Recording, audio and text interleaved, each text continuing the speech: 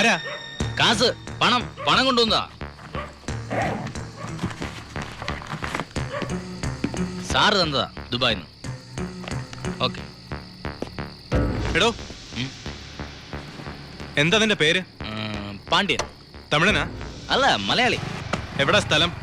കോളഞ്ചേരി. കോളഞ്ചേരി അല്ല, കോഴഞ്ചേരി. ആമാ. ആരാ മോനെ? ആ, ഏട്ടന്റെ കാശ് കൊണ്ടുവന്നാ. അവനൊരു കള്ള ലക്ഷണം. ഏട്ടൻ പോലീസ് ബുദ്ധിയിൽ നോക്കുമ്പോ എല്ലാരും കള്ളന്മാരാ. പേര് പാണ്ഡ്യൻ, സ്ഥലം കോളഞ്ചേരി. കോഴഞ്ചേരിയിൽ ഏത് മലയാളിക്കാ പാണ്ഡ്യൻ എന്ന് പേരിടുക? ഏവൻ കള്ളനാ, പേരും കള്ളൻ. ഏട്ടൻ എന്തിനാ അമ്മേ ഈ ഇടപാട്? ദുബായിന്ന് കാശ് ബാങ്ക് വഴി അയച്ചാ പോരെ? ഇത് കുഴൽപ്പണം. എന്തായാലും നാളെ രാവിലെ നീ ഈ കാശ് കറിയാച്ചിന് കൊണ്ടുപോയി കൊടുക്ക. എന്തൊരു സ്വരശുദ്ധിയാ ഗോപിയക്ക്. അത് മാത്രമോ, സൂര്യൻ ഉദിക്കുന്നതിന് മുമ്പ് എണ്ണീറ്റ് ആ വീട്ടിലെ സർവ്വ പണിയും ചെയ്യും.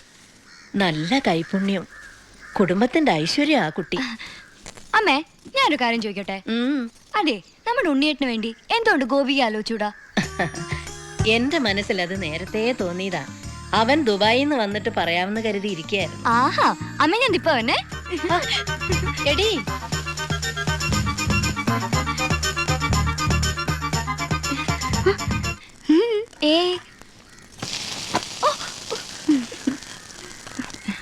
ഗോപിയക്ക് ഈ നാട് ഇഷ്ടായോ? ഈ തറവാട് ഇഷ്ടായോ? എന്റെ അമ്മ ഇഷ്ടായോ? അപ്പൊ എന്റെ ദുബായ്ക്കാരനേട്ടനെ ഇഷ്ടപ്പെടാണ്ടിരിക്കില്ല. ഞങ്ങൾ ആലോചിക്കാൻ പോവാ. ജാതകം എടുത്തൊന്ന് നോക്കിക്കോ, ചിലപ്പോ വിദേശ യാത്രക്ക് യോഗ ഉണ്ടാവും.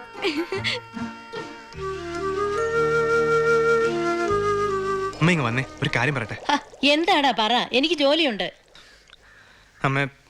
അമ്മയ്ക്ക് അപ്പുറത്തെ ഗോപിയെ കുറിച്ച് എന്താ അഭിപ്രായം? ആ കുട്ടി അമ്മയുടെ മരുമോളായിട്ട് വരുന്നതില് വിരോധമുണ്ടോ? എന്റെ മനസ്സിലൊരു ആഗ്രഹം. നീ മിണ്ടായിരടി, ഞാനൊന്ന് പറഞ്ഞോട്ടെ. മോനെ, അത് അമ്മ, ഇന്നലെ ഞാനൊരു സ്വപ്നം കണ്ടു. ഗോപിക കല്യാണ പെണ്ണായിട്ട് അണിഞ്ഞൊരുങ്ങി വരുന്നതും കത്തിച്ച് പിടിച്ച നിലവിളക്കായിട്ട് അമ്മ സ്വീകരിക്കുന്നതും. കല്യാണമൊക്കെ ഉണ്ണിയേട്ടൻ വന്നിട്ട് മതിയെന്നേ. അതിനു മുമ്പ് നമുക്ക് ഉറപ്പിച്ചു വെക്കാലോ. ഏട്ടൻ നിൽക്കുമ്പോ അനിയന്റെ കല്യാണം നടത്തുക എന്ന് വെച്ചാ? അമ്മ എന്തായി പറയണേ? ഞാൻ ഗോപികയെ ഉണ്ണിയേട്ടന് വേണ്ടി ആലോചിക്കുന്ന കാര്യാ പറഞ്ഞത്.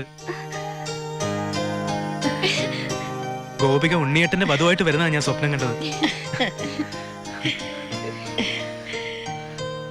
നീ എന്നെ തീ തീറ്റിച്ചല്ലോടാ. അപ്പൊ ഏട്ടൻ ദുബായിന്ന് വന്നാലുടൻ